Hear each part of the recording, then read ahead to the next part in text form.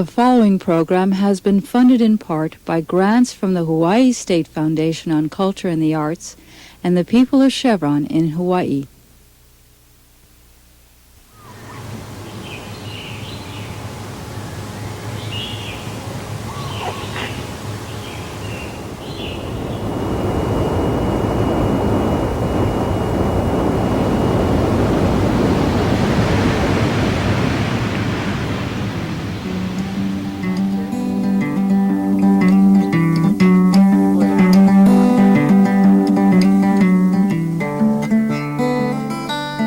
The complexion of West Kauai overflows with scenic beauty.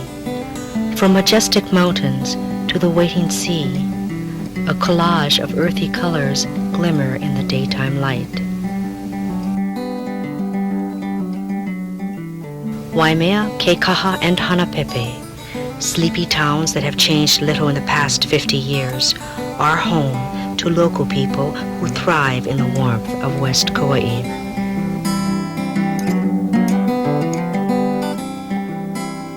The history of Waimea, Kauai is very different from perhaps other places in the state.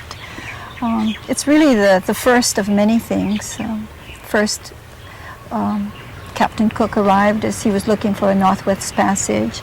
I understand the first Christmas was celebrated in the Waimea Bay here on the Queen Charlotte. Also, the first apple pie was baked here in Waimea, so we've had a lot of first things here. Its history dates back, I think, to people that migrated here, found the island very barren, and then it flourished as they worked with the land. As a little boy, one of the greatest experiences was to be brought up in a store. Whenever I see youngsters in the store, this makes me happy. In fact, I have a attendant here, then two youngsters hanging around the store, and they're very friendly. Gradually, they learn to meet people, and that's the way we were brought up, serving people, and that taught us to be polite, and then we learned the languages. In those days, Hawaiian and Chinese were several dialects. At least I know I can understand 2 or 3 dialects. According to history, at one time when the Chinese came in, they came from different areas of China, and they cannot speak in Chinese to each other, so they spoke Hawaiian. That was a basic language. So in the store here, we knew a little Japanese and money exchanges and things and items in the store. Hawaiian we knew very well, making dollars and cents and everything, and for items in Hawaiian. My name is Charlie Kaneyama. I'm the happy recipient of this prestigious award called Living Treasure of Kauai. I am very humbled by this distinguished award. Over the years, the smiles and applause and the kind words have been reward enough. This award is beyond anything I ever imagined or expected. I have seen many changes in the world in my 83 years. Technology and science has created so many advances, yet one thing has remained the same: my love for music. Most people have a hobby. For me, music is and always will be a passion. I must have been about 5 or 6 years old. My father bought me a harmonica from a store, 25 cents. That was big money those days. I took the harmonica out of the store and I walked about half a block. I still remember I was on a bridge and I played my first song, Dust of the Poor Man. And I was able to play that song. I was the happiest kid in the whole world. I didn't realize that I was holding the harmonica in the wrong position. The low section should be on my left. I didn't know any better. My low is on the right. I played it all the way. Fortunately, it was no handicap. That was the beginning of my musical life. My name is Esther Makuaole, or Esther Kalai is my Hawaiian name, Makuaole. And I was born and raised in Kona, North Kona. And my mom taught me how to weave. And I started weaving maybe at a very early age of about 8 years old, 9 years. Because weaving was so important in that daytime, in that era. And out there in Kona, we don't have plantations where, you know, they can have a job, the men folks. And the women folks did the weaving so that they can help with the living, you know, support the living rather. We would make the hats and trade it to the stores for food. Buy a bag of rice and a bag of flour. At that time we had bag flours in bags. And so it was important for us to do and to know how to weave. When I first got involved in salt making, that was, I would say, about 1948.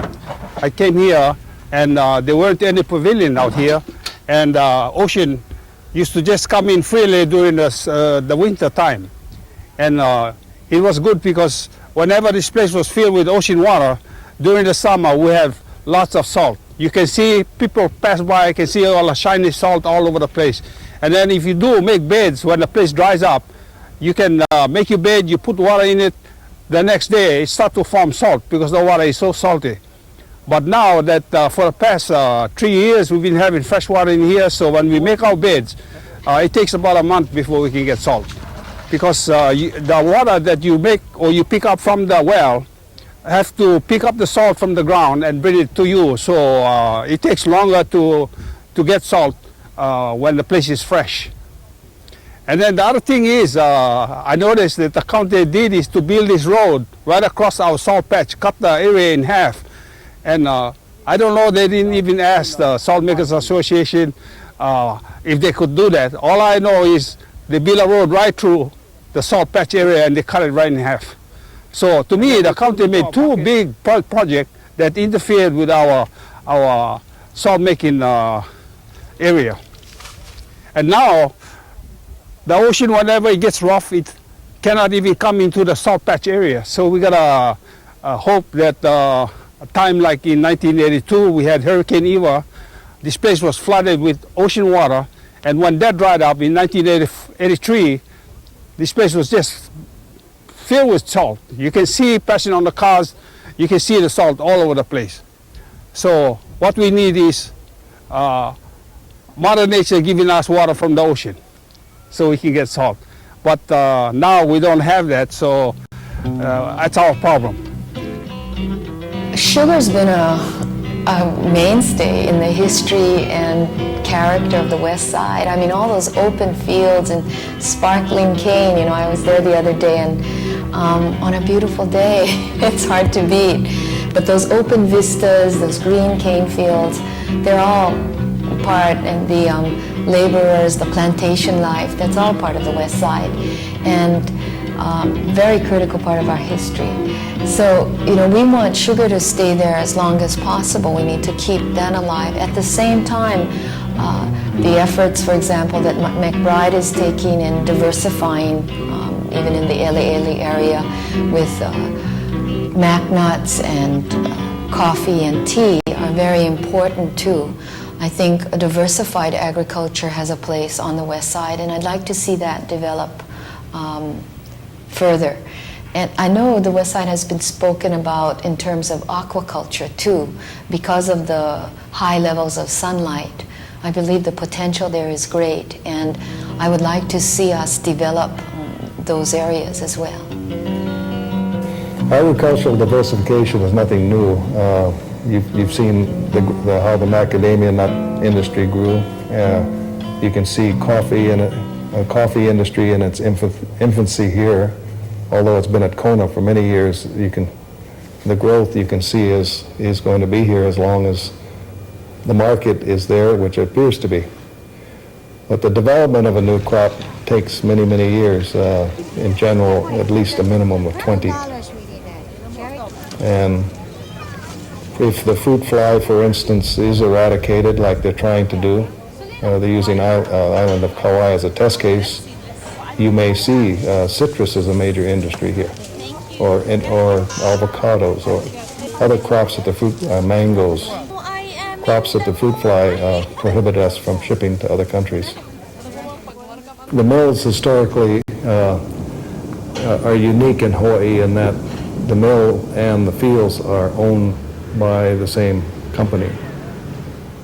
In many other areas, and also on the Big Island of Hawaii, the mill could be separate owned and cane fields separate owned, so that you had a relationship that had to be worked out between millers and planters. In the case of Keikaha, it was an incorporated, complete operation. The most important thing is to try and stay in business to keep the economy of the West Kauai economy up. We don't, besides military that's out at PMRF and a fledgling resort hotel at Waimea, there is not much economic diversity here on the west side. So I think it's important, if not forever, at least to keep sugar going for the near future.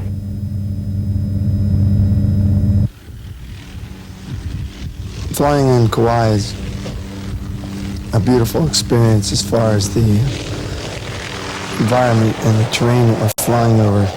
It's all heavily wooded and fern covered. So every day it changes on a daily basis, and every day you see different things.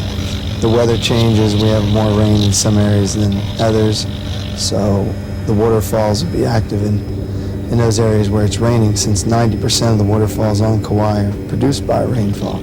10% flow from natural springs, which are located around the island. So we always have a flow of water here, which is very helpful to the island community as far as keeping a fresh water supply. And I started flying in the Army back in 1969 and stayed in the Army for 10 years, got out, flew all over the Americas, from Alaska and throughout North America, Rockies, Appalachians, down into South America.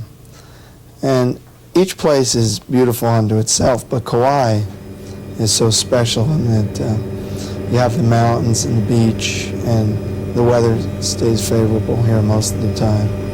And it's just so pretty here. It's really magical at times. I particularly like flying around the island on full moon nights. It just takes on a real magical look to it.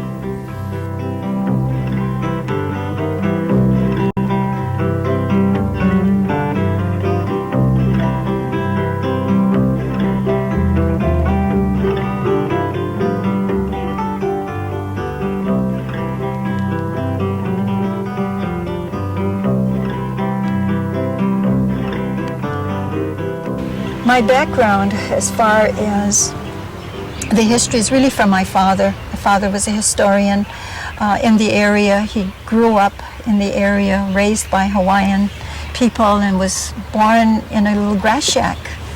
And but as he grew older, he was about 9 when he had to learn the English language, yet he was part white. And then he was sent away to Kamehameha School and then on to St. Louis. But all of those years, his grandparents had really instilled in him what it is to really be a Hawaiian. His grandmother, I tell you this because it has a lot of history behind it, but his grandmother was a kahuna anana, which one that may be very misunderstood by the people, that they usually say that they pray people to death. That would be what they would consider them. But they were also healers. If there was discord in families, they were called upon.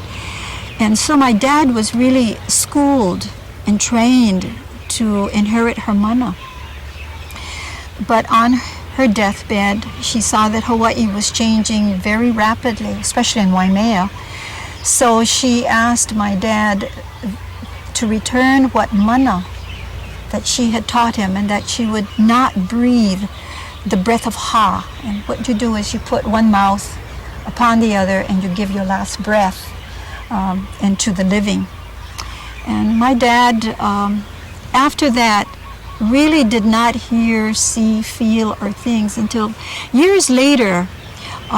He had lost a large collection, artifact collection, that the Bishop Museum had cataloged for him.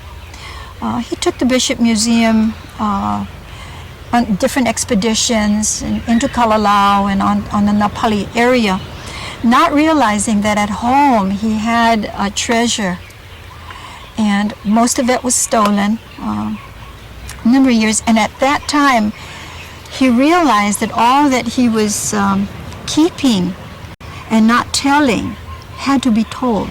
And so I was singled out as the one that should be schooled and be taught the different ways. And so I was a public librarian. I'm retired from the state of Hawaii, and then I took a year's leave and just spent it with him.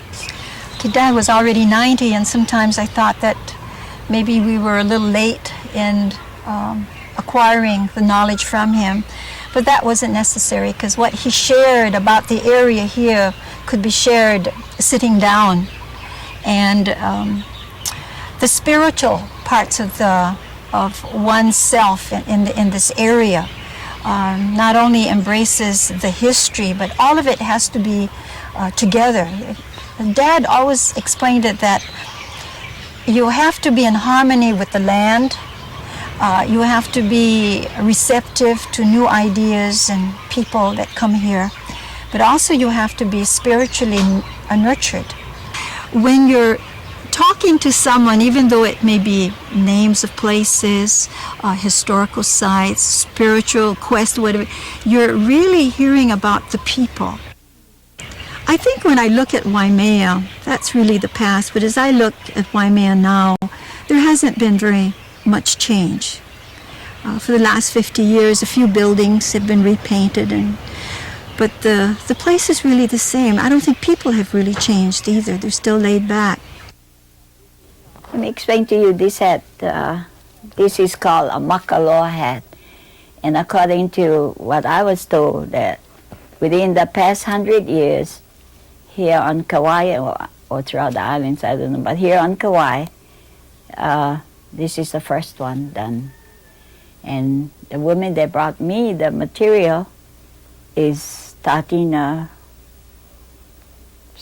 raise them. You know, she's planting it. And according to her, you need some river water, fresh water, and some ocean water maybe. But you need some fresh water, not only fresh water or not only ocean water. And the material is not flat. This is flat to me, and it's easier to weave. This is kind of rounded, and so in my Lauhala language, it kind of rolls on you because it's round. It doesn't stay down, you know, when you're weaving. But these were the leftover from their first hat, and that's all I could get, a brim. But I'm happy to have it, though. To have one like this, it's going to be my treasure, other than my red one over there. This is red. We call it red, or maybe in your language, what, brown? We call it red. And this hat was made in 1941. And it holds up pretty good. Everybody, after they saw this hat, they all want to have a hat like this. And I said, okay, if you give me the material, I'll be glad to do it. But they've been looking throughout the islands and they have never found. It may be something like this, but not exactly like this. Because this is it has a sheen on, you know, and it's not just dull. And I think for a hat that was made in 1941, and to look at it, she's past her age, but still nice. And I really love the hat.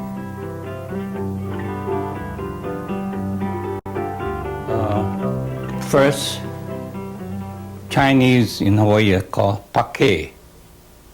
And I've told a lot of new Chinese that when the people call you pake, it's not insulting. As a pake means Chinese in Hawaiian. Actually, when the early Chinese came in, they brought their son or the uncle, the nephew came in, like that. And Pak Ye means dad in Chinese. And the Hawaiians, I've heard that commonly called Pak Ye or Pak Ye. Pak is uncle and Pak Ye is dad. So they call a Chinese Pake, because Hawaiian nice that way. So my grandfather's name was Akat. They cannot pronounce Akat or something, and they hear in the store the Chinese call him Akat. So the Hawaiians call him Akaka, Hawaiian nice. And we were called Akaka Lili. Lili means small, small Akaka. My neighbor across the street is Ako store. Ako means brother in Chinese, such as the Japanese call Anyang. Two brothers work in the store, they call each other Ako. Then the Hawaiians start to call them Ako. And they respond to that, which is, all right, nothing wrong as a brother. But then when that name got stuck as Ako instead of Ching is the last name. And many other Hawaiian names are that way. To learn the ukulele was my second instrument. First was harmonica, ukulele. I used to hang around these Hawaiian boys playing Hawaiian music. And some of them helped me, but mostly I watched. I was able to play 3 or 4 chords, and I was very happy. Then finally, my father bought me a very, very expensive banjo. I bought a banjo book, and that's how I learned to study harmony. And I played the banjo for several years for different bands. Then banjo went out of the picture. No banjo playing. Come to this big band era. 5 saxophones, 3 trumpets, 2 trombones, drum, bass, piano. Then my father bought me a saxophone and a clarinet. I appreciate my father. Those days, my father used to make only about $1 a day. Of course, I used to work a little too. Those days it was $150. That's big money. You could buy a second-hand car. And my father bought that banjo for me. I still have it today. I didn't use it today, but I still have it. I appreciate my father. I've been a very lucky man. Very lucky man. The west side is the most stable part of our island, and as a result probably represents more of the old Kauai than any other place. And it has a sense of community that's so strong in terms of family and giving back to the community. And I remember when I was in high school, and I used to be involved in the Pilgrim Fellowship, which was a church group. And how much I used to envy the Waimea and Hanapepe kids, because they seemed to have such a sense of closeness. We used to have our camps up in Kauai, and there are many, many memories from those years that, for me, just bring back a lot of warmth and joyful thoughts. Well, we have the Salt Makers Association, comprised of mostly young generation, and whenever we meet, I always bring up this idea of our organization maybe investing in one pump, and fill this place up with ocean water during the winter, because the place is all blocked up, and Mother Nature cannot do the thing that it used to do. So if that's the case, we gotta fill in, you know. But our Salt Makers Association, they think I'm crazy. They think that the salt travel under the ground from the ocean and come to our salt bed. I feel the salt is in the ground from our years of accumulation. And now, after 20 or so years of just taking salt from the ground, in time, depleted. It's interesting to note that Kauai is 100% on leased land. But I think the one thing we can be very proud of is that we have taken that land, reclaimed it, made it, and we'll return it to the owners in much better shape than when we got it. And a lot more productive for whatever it is, sugar or some other crop in the future. The island changed tremendously, tremendously. People change. It kind of little bothered me about the island had the aloha spirit, which sometime I think it's due to the economic condition. It's been, to me, I think it's kind of wearing out. I think we ought to foster it more now. Young people change too. Perhaps I may be wrong, but I think basically the values are gone. They don't know the values of life. To me, I think, I don't know, I came from a hard-working family. We believe in earning it, God, and work for it. You appreciate it. You know the value of the dollar when you work hard.